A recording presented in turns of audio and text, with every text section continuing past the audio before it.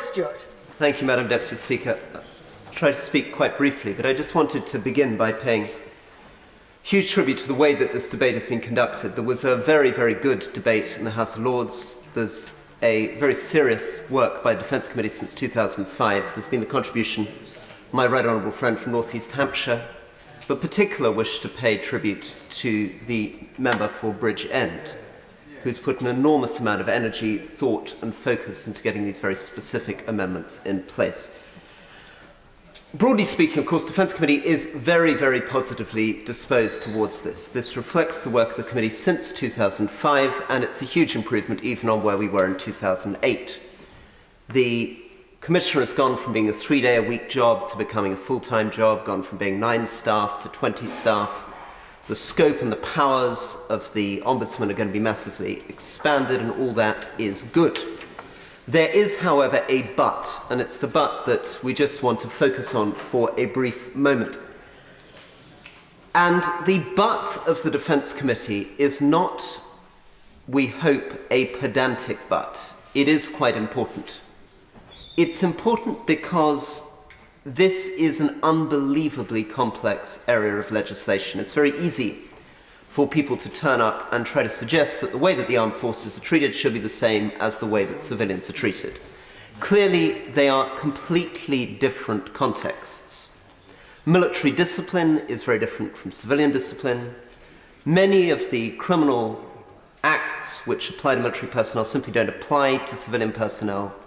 Military personnel live under completely different conditions from civilian personnel in terms of their housing, their health, their non-union status, their 24-hour, 7 jobs, their risk to life and limb. All of that puts an incredible onus on ourselves in the Defence Committee and on the government in getting this kind of ombudsman right.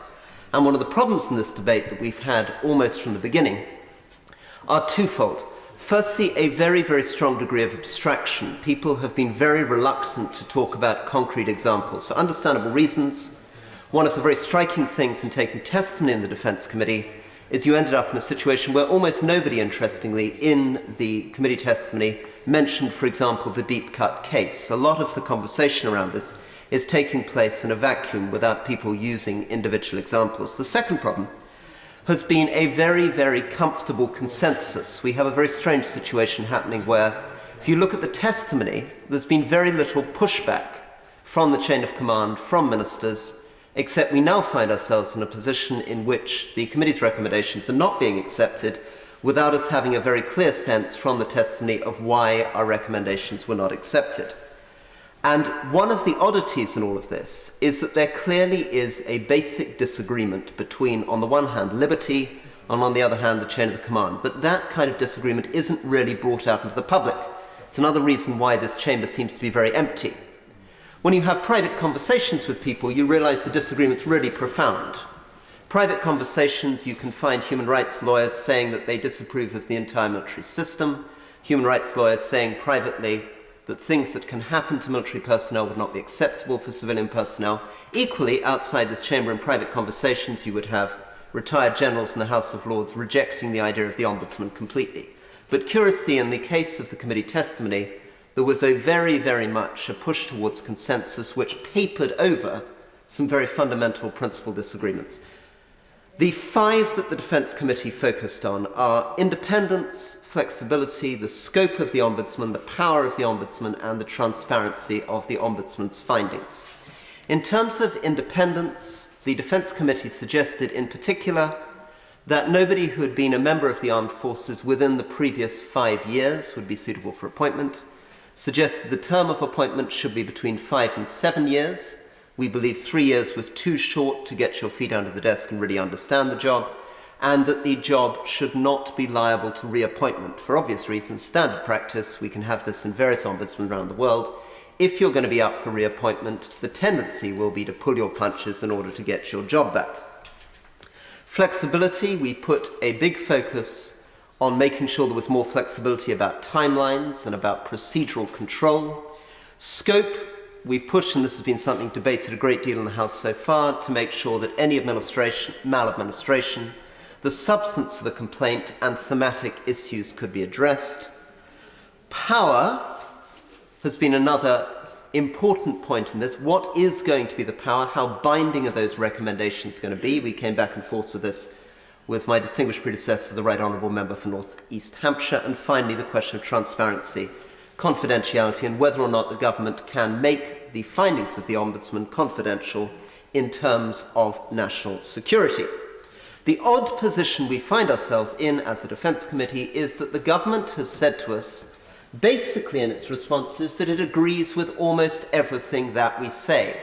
In line after line, in response to the recommendations of the Defence Committee, the Ministry of Defence comes back and says, we agree, but we do not believe this should be on the face of the bill. In fact, looking through the 8 amendments proposed by the Defence Committee, there seems to be only one which the government has any in-principle disagreement with. It only seems to have an in-principle disagreement with the question of thematic investigation. In relation to the other 7, the government seems to be comfortable. Why is it, therefore, that the government seems to agree with 7 out of 8 recommendations but is not prepared to put it on the face of the bill? The answer appears to be that the government believes putting these things on the face of the bill would be overly prescriptive, and indeed the government is attempting to elevate to a grand point of principle the idea that legislation should not be overly prescriptive. The Defence Committee would respectively argue back that these grand points of principle about what should or should not be prescriptive in legislation are marginal, if not irrelevant, to the specific bill under consideration. And an ombudsman in particular is a situation where you should be explicit.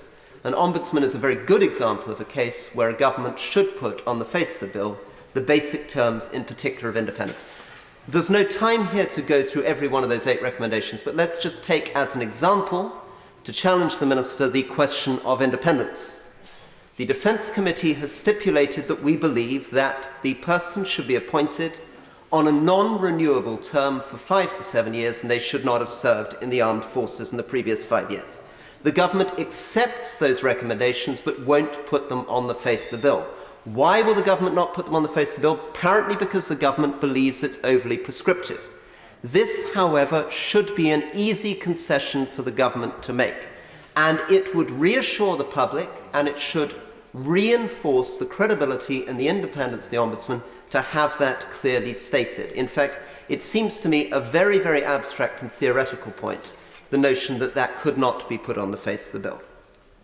The Defence Committee also would argue that our 8 recommendations should be taken seriously because the Defence Committee, bluntly, is an elected committee of the House of Commons.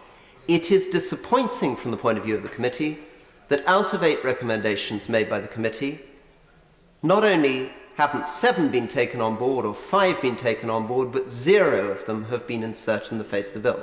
No amendments went through at the House of Lords phase. No amendments appear to be proposed at this stage.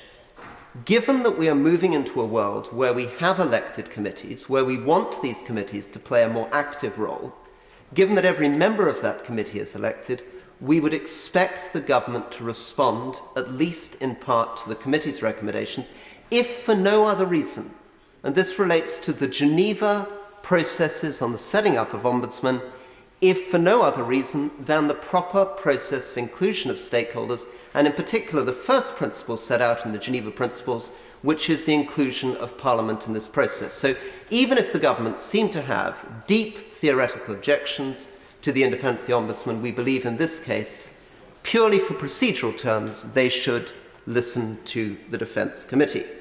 To move towards conclusion, Parliament has been deeply involved from the very beginning in setting the rules for the military.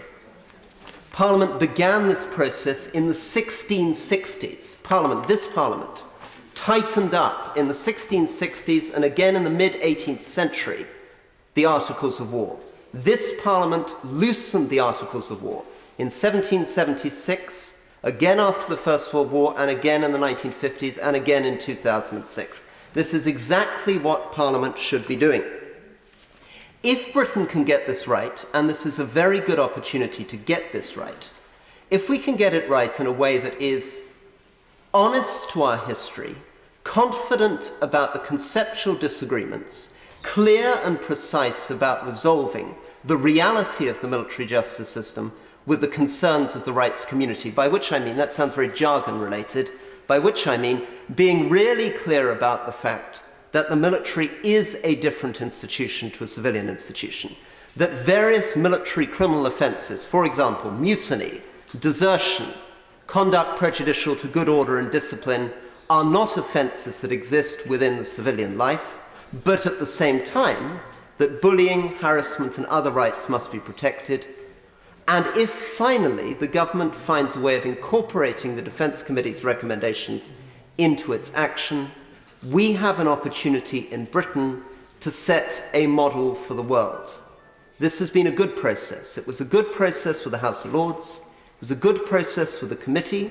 It's been a good process with the inclusion of Dr. Susan Atkins. It's been a particularly good process because the amount of energy which the Honourable Member for Bridgend has put in from the beginning. Let's finish this process with as much positive spirit as we began it, by the government showing some flexibility and some response to the independence, the flexibility, the scope, the power and the transparency of the Ombudsman as set out by the Defence Committee.